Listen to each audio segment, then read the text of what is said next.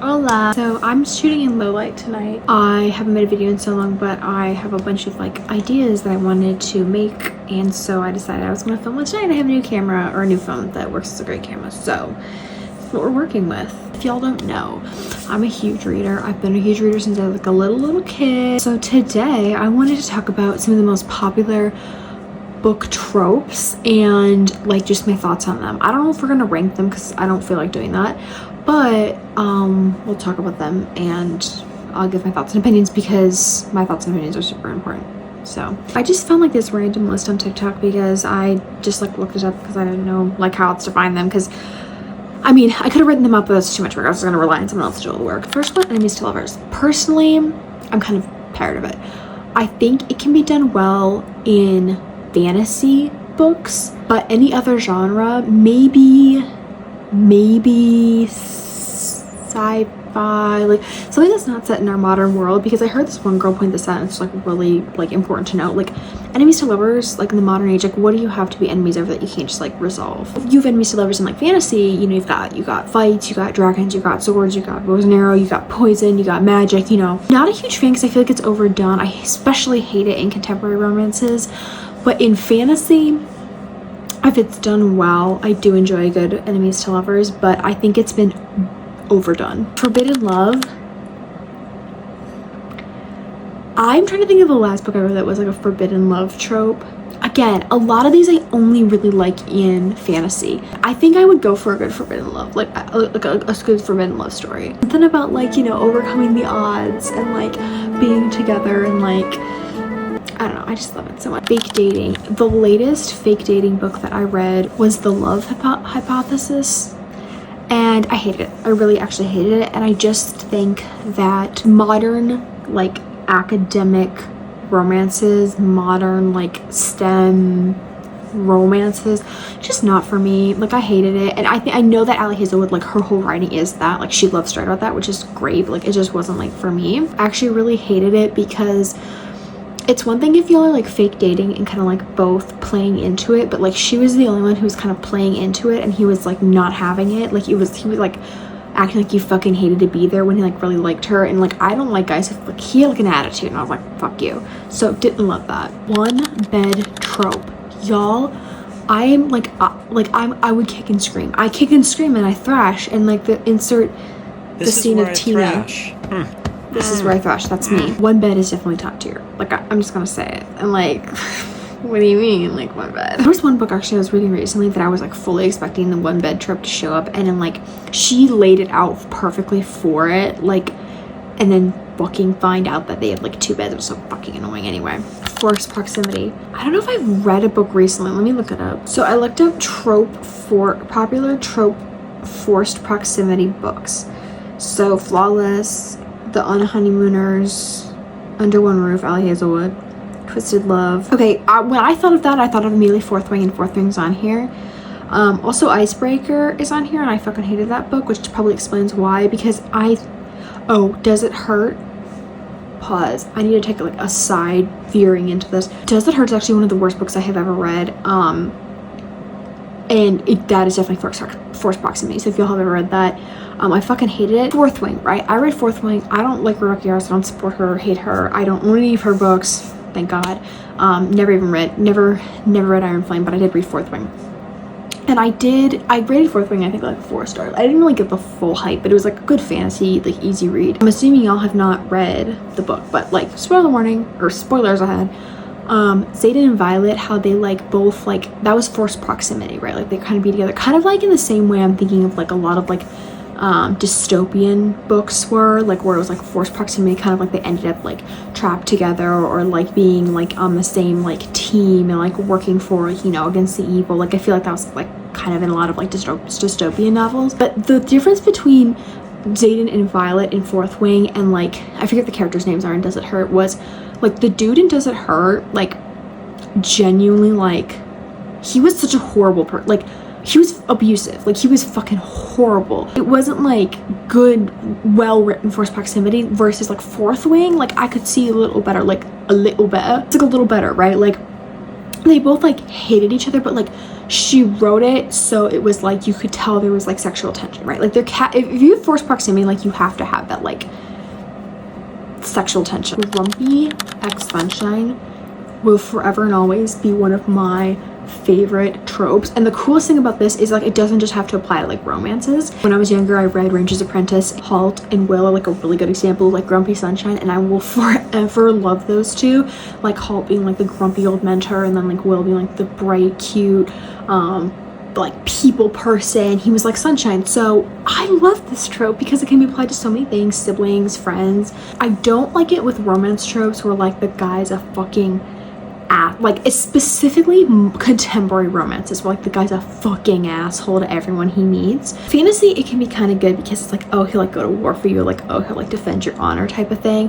But like modern, like again, a lot of these tropes are purely like okay in my book only in like fantasy. So sports romance, I have not read a lot of sports romances, probably because I don't really get into sports. I don't know if I really have anything like against them. I just haven't read them a lot. I don't really like find interest in sports. I just saw a YouTube video the other day of a girl talking about how she likes sports romances, but like only when there's more romance than sports. The only like sports romance was like Icebreaker, and I fucking hated it. Actually, I read that like 3 times because I kept forgetting it because it was so unmemorable and so awful. You know when people like insult a book and they'll be like, it sounds like it was like a Wattpad story? Icebreaker was originally written on Wattpad, and it 100% still sounds like that as like a debut published novel. Like I think it was her debut novel, right? Yeah, it was her Hannah Grace's debut novel. It was fucking awful. I literally forced myself to, it was so bad. So with that being like one of the only sports romances that I've read, can't say as I'm a huge fan. If I go on my Goodreads, yeah, that's like the only one I read. So I don't really have much to say on that. It doesn't sound like something I'd be interested in though, so it's not gonna be a fan fave. Marriage of Convenience. Okay, I'm looking up Marriage of Convenience trope on Goodreads because I have never. Okay, Tessa Bailey, Unfortunately Yours, which is okay, In a Jam, that's in my TBR. I'm trying to see if there's any that I've read. I'm gonna be honest, I don't think I've read a lot of Marriage of Convenience stories. I know like Terms and Conditions by Lauren Asher is one. The Wall of Winnipeg and Me, which I've heard so many good things about, which is on my TBR. I just haven't gotten around to read it. I don't think I've read a lot. Again, I don't know enough about it to like enjoy it or not. However, I could see why that would be really like attractive. However, it just reminds me too much of like real life, like people who actually just do that, actually like people that I kind of know, and so I'm kind of like, I don't really want to read about that. The small town trope I like. There was a book series that I read when I was younger that had like the small town trope, and it wasn't so much like, I guess it was kind of small town, like it was more so that like everyone knew everybody. She ended up like she was best friends with like, again, also friends to lovers kind of thing, with the one guy, and they were like the most like popular families in town kind of thing, and I like that. That was like a kind of like Western, like had horses and stuff, and it was kind of cool. I could get into that. I just haven't read a lot. Again, like I read a lot of fantasy, so a lot of these tropes, like you don't really find, I guess, small town fantasy books, I don't really think that's not really a thing. Found family. Let me tell you right now, Found Family and like when I took like Found Family, Grumpy X Sunshine, One Bed, those are all up there. Found Family will forever be one of my favorite tropes, and it makes me cry every single time. I don't really feel like there's much more that needs to be said on it because you can find that trope in like every single genre for literally every circumstance. I love it so much. Brother's Best Friend, I like a lot because like, why not? I've read like a couple that was like weird though, because there was like also an age gap and it was like fucking freaking me out, but it's kind of cute because like if it's Brother's Best Friend, like I like it too when there's like an element of like forbidden love kind of, because like it's Brother's Best Friend, like usually there's that like rivalry between like the siblings, and like it's like, oh, like he's my friend, so like you don't want to like tell me, you can't let him know, so you kind of like sneak around, and like I think that's cute. Bad Boy Good Girl, I hate it. I actually vehemently hate it. However, Bad Girl Good Boy, kind of in the same vein as like Inexperienced Boy, Experienced Girl. If y'all read Serpent and Dove series. Okay, I will say the first book is the best one, Serpent and Dove, because it's a trilogy. That first one though, Lou and Reed, there's a scene in the first book, and I'm just telling you, it opened my eyes to how amazing that trope is, and I'm telling y'all, you need it in your life. Academic rivals to lovers. This kind of is not a top fave for me, only because I haven't read a lot of it, and the ones I have, I haven't loved. I think it's cool if it's set like in like other time periods or like in another universe. Modern like academic to rivals, no, I don't like it. I loved it in Anne of Green Gables because, right, like Gilbert and Anne, and like, you know, they both competed for like the top spots. They were top students, and like then they became lovers. It was like this fight for like who went here and who got the spot, and that was cute. Again, not modern, so I did like that. Friends to lovers, and Friends to lovers, y'all, takes the cake. That is one of my favorite tropes. And guess what opened it up? The book that revealed it all to me, People We Meet on Vacation. I never read an Emily Hammer book. That's the first one I read. I loved it, y'all. It was so good. And I know a lot of people hate it. And I know a lot of people hate it, but I loved it, and it was amazing. And that opened my eyes to how amazing Friends to Lovers is, and I'll forever be like, I love it so much. Okay, I also have a couple like romance tropes that I like quickly wanted to go through before I just wrap it up. I only did the most popular because I also have like very niche like tropes that I have personally, books that I like really love. Here's some romance ones that I like really, well, not all of them I like. I'm just gonna give my opinions on them. Who Did This to You? Y'all, one of my favorite series ever, Throne of Glass, and y'all know the scene I'm talking about, sent me over the edge. It's quite literally sent me over the edge, and from that point on I was like, this is my man. I will forever love and cherish you.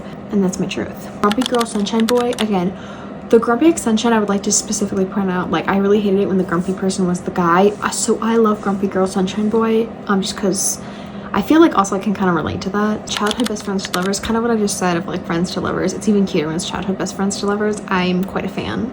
The like I don't believe in love ends up falling in love, I like, because I also kind of like relate to it. Like it can go with like the guy or the girl. I specifically think it's like annoying if it's a guy, because like guys already are like assholes and like don't really date for love.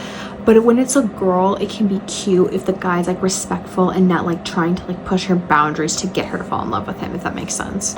Workplace, or like when they work together trope,